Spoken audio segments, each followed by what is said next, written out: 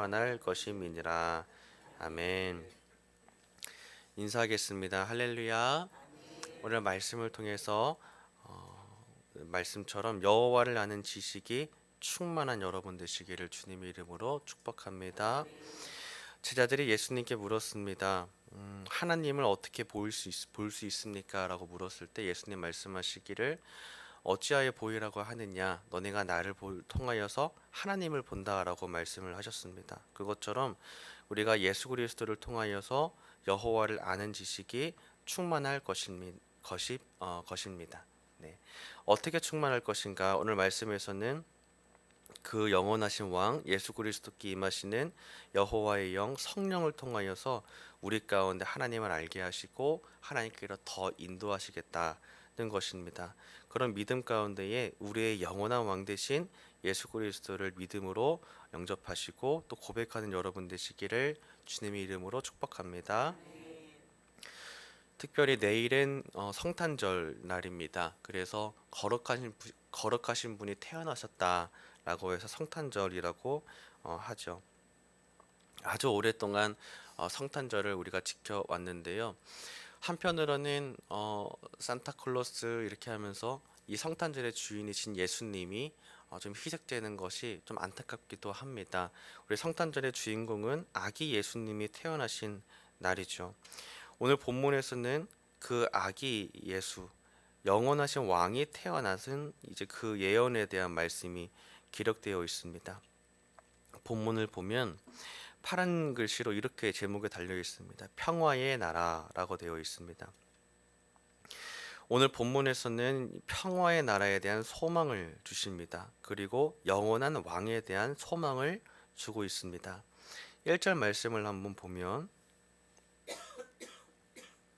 이새의 줄기에서 한 싹이 나며 그 뿌리에서 한 가지가 나서 결실할 것이요. 아멘. 말씀에서는 평화의 나라라고 제목을 하면서 시작은 이새의 줄기에서 한 싹이 나며 그 뿌리에서 한 가지가 나서 결실할 것이다, 이렇게 말을 하고 있습니다. 자, 그런데 그 앞선 10장까지의 내용들은 어떤 내용들인가? 멸망한 북이스라엘에 대한 내용들, 그리고 남유다에 대한 또 심판에 대한 내용들이 계속 반복되다가 또 회복에 대한 말씀도 나오면서 진행되다가 오늘의 본문에서 평화의 나라에 대한 예언이 나오고 있는 것입니다. 이때 당시의 상황을 생각을 해보면 나라라고 한다면은 마땅히 평안해야 되고 우리를 지킬 수 있는 테두리가 있어야 되지만 이 당시의 나라로서의 기능은 점점 상실되어 가고 있고 위협과 불안감 속에서 살아가고 있었다는 것이죠. 자, 그런 나라에 대한 불신과 또 이 희박해져가는 생존 가능성 가운데에서 선지자를 통해서 하나님은 우리에게 어떤 것을, 그 당시 백성들에게 어떤 걸 확신시켜 주셨는가? 평화의 나라에 대한 소망이다는 것입니다. 자, 나라가 있다면 왕이 있습니다. 오늘 본문에서는 그 왕의 탄생에 대해서 이야기를 하고 있는데 다시 한번 일절을 생각해 보면 그 왕을 결실로 표현을 하고 있습니다. 한 싹이 나며 뿌리에서 한 가지가 나서 결실할 것이요. 자, 그런데 이 줄기가 어느 줄기인가? 이새의 줄기다라고 하였습니다. 자, 이 이새의 줄기는 굳이 왜 다윗의 줄기라고 표현하지 않고 이새의 줄기라고 표현을 했을까 생각을 해보면 다윗의 줄기, 다윗의 아버지 이새는 농부였습니다. 그렇기 때문에 농부, 아버지 이새의 줄기에서 태어날 왕이기 때문에 겸손하고 아주 낮은 왕이다라는 것을 알 수 있죠. 그 왕은 여호와의 영이 충만한 왕입니다. 지혜와 총명의 영이요. 우리 2절을 같이 읽겠습니다. 2절 말씀 시작. 그의 위에 여호와의 영 곧 지혜와 총명의 영이요 영이 강림하시리니. 아멘. 그의 위에는 여호와의 영이 강림할 것입니다. 지혜와 총명의 영, 그리고 모략과 재능의 영, 지식과 여호와를 경외하는 영입니다. 이 여호와의 영은 지혜롭습니다. 하나님의 성령은 지혜로우셔서 우리 가운데도 임하시는데 무엇보다 예수 그리스도 가운데 충만하게 임하시는 여호와의 성령이 우리 가운데에서도 똑같이 역사하실 줄 믿습니다. 이 지혜와 총명이 여기 함께 하신다면 하나님의 뜻을 알게 하시고 하나님의 나라로 이끄신다는 것입니다. 이 여호와의 영은 심지어 영적 전쟁 가운데에도 능력이 있습니다. 2절 말씀을 계속 보여주시면 모략과 재능의 영이요 라고 되어 있습니다. 이 모략이라고 한다면 싸움과 전쟁, 전투에 있어서도 승리할 만한 아주 똑똑하고 지혜로운 전략의 영이다라는 것이죠. 자, 그렇기 때문에 항상 승리로 이끄는 여호와의 성령의 영이 이 예수 그리스도 위에 강림한다는 것입니다. 이어서 지식과 여호와를 경외하는 영이 강림할 것이다. 하나님을 아는 여호와를 경외하는 그 성령이 예수 그리스도 위에 강림한다는 것입니다. 이어서 3절을 보면 이 영원하신 왕은 여호와를 경외함으로 즐거움을 삼을 것입니다. 이 예수 그리스도께서 여호와를 경외함으로 즐거움을 삼을 것이라는 것입니다. 실제로도 예수 그리스도께서 하셨던 사역은 오로지 하나님을 위한 사역이었습니다. 그리고 죽으시고 부활하시기까지도 제자들에게 하나님께 충성할 것을 가르치셨습니다. 그리고 그분을 따르는 모든 제자들에게도 남아있는 지금 우리들에게도 여호와를 경외하는 신앙 그리고 예배의 신앙을 지킬 것을 요구하셨습니다. 여호와를 경외하는 것은 때로는 우리에게 힘들기도 하고 가혹하기도 느끼지기도 하지만 예수 그리스도는 아니셨다는 것이죠. 즐거움을 삼을 것이다 라고 하였습니다. 온전한 즐거움은 예수의 영으로만 가능하다는 것입니다. 진정하게 우리가 예배하고 여호와를 경외하는 그 즐거움은 예수님의 영으로만 가능하다는 것입니다. 우리 모두가 예수님의 영을 간절히 사모하시기를 주님의 이름으로 축복합니다. 4절을 보겠습니다. 같이 읽겠습니다. 시작. 공의로 가난한 자를 심판하며 판단할 것이며 그의 입의 막대기로 세상을 치며 그의 입술의 기운으로 악인을 죽일 것이며. 아멘. 자, 말씀에서는 공의로 가난한 자를 심판하며 정직으로 세상의 겸손한 자를 판단할 것이다 라고 말씀하고 있습니다. 우리 모두가 겸손해야 될 줄 믿습니다. 자, 이 겸손이란 어떻게 겸손한 것인가? 하나님 앞에서 겸손한 것입니다. 말 그대로 하나님의 주권을 인정하는 신앙이 바탕이 되어서 그 위에 뿌리내린 자가 겸손한 자인 줄 믿습니다. 예수 그리스도께서는 겸손한 자, 하나님 앞에 목이 곧지 않고 마음을 부드럽게 하여서 성령으로 충만한 자들, 그렇게 겸손한 자들을 판단할 것이다 라고 말씀을 하고 있습니다. 그리고 그의 입의 막대기로 세상을 치며 그의 입술의 기운으로 악인을 죽일 것이다 라고 말씀을 하고 있습니다.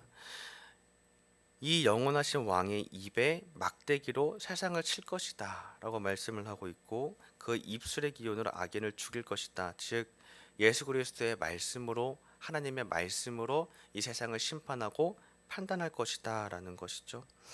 우리가 그래서 예수 그리스도의 말씀을 더 살핀다면 마귀와 사단의 권세들을 대적할 수 있는 줄 믿습니다. 오로지 하나님의 말씀으로만 세상과 또 악한 세상 가운데에서 말씀으로 구별되고 하나님께 충성된 백성으로 살아갈 수 있는 줄 믿습니다. 5절도 이어서 읽겠습니다. 5절 말씀입니다. 시작. 공의로 그의 허리띠를 삼으며 성실로 그의 몸의 띠를 삼으리라. 아멘. 영원하신 왕은 공의로 그의 허리띠를 삼으며 성실로 몸의 띠를 삼을 것입니다.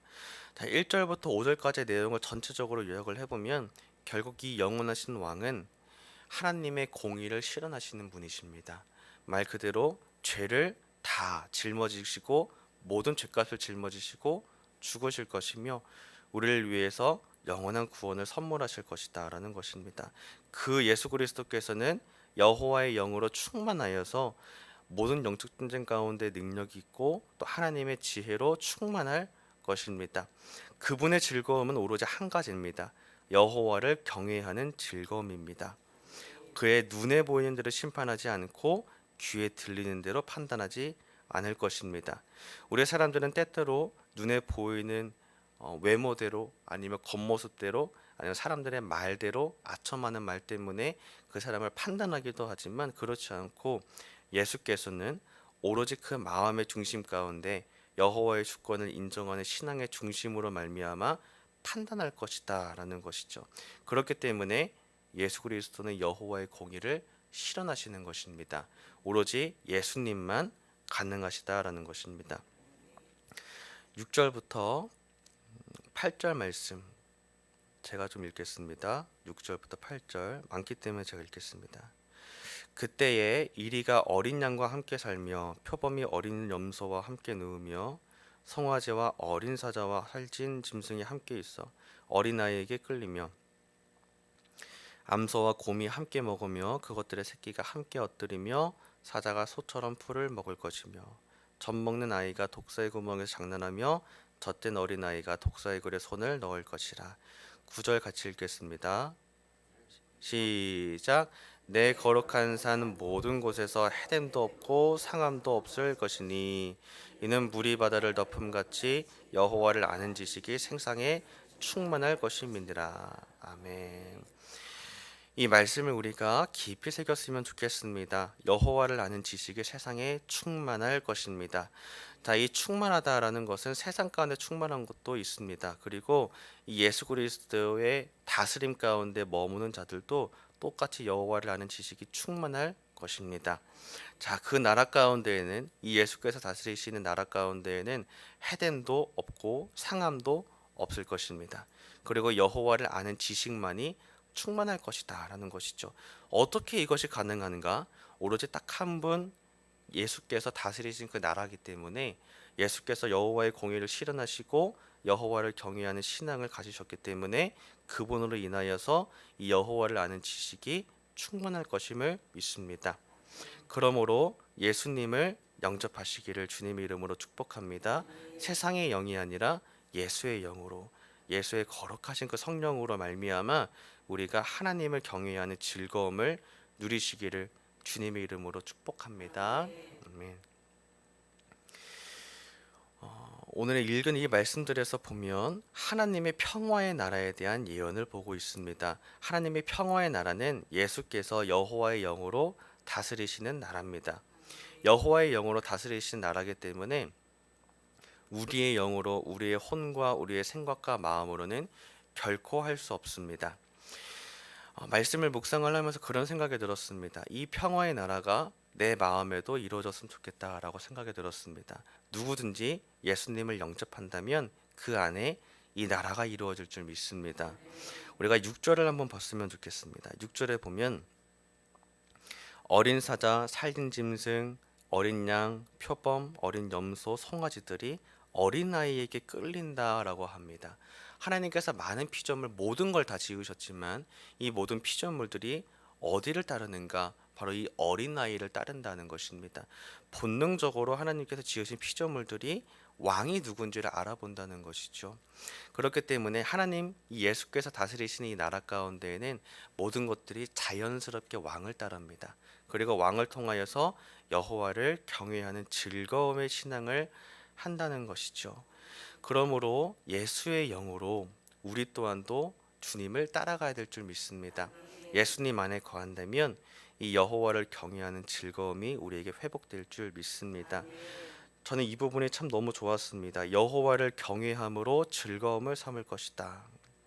세상 가운데 많은 즐거움이 있고 많은 것들이 있습니다.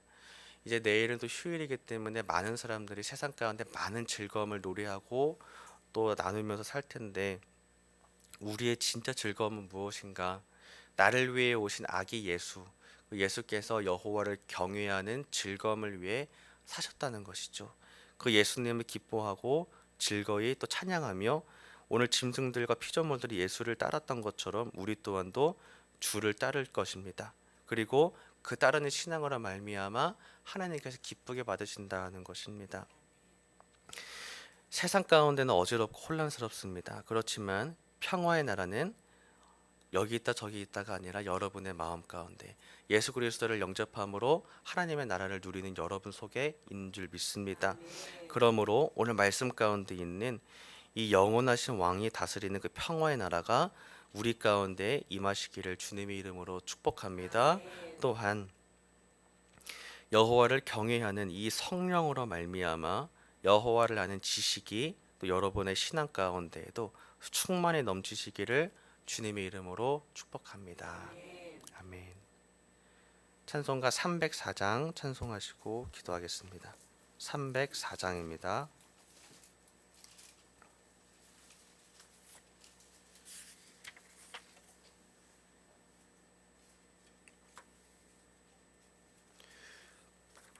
함께 부활신앙 및 교회의 부흥을 위한 기도 제목 기도하고 찬양하겠습니다. 민수기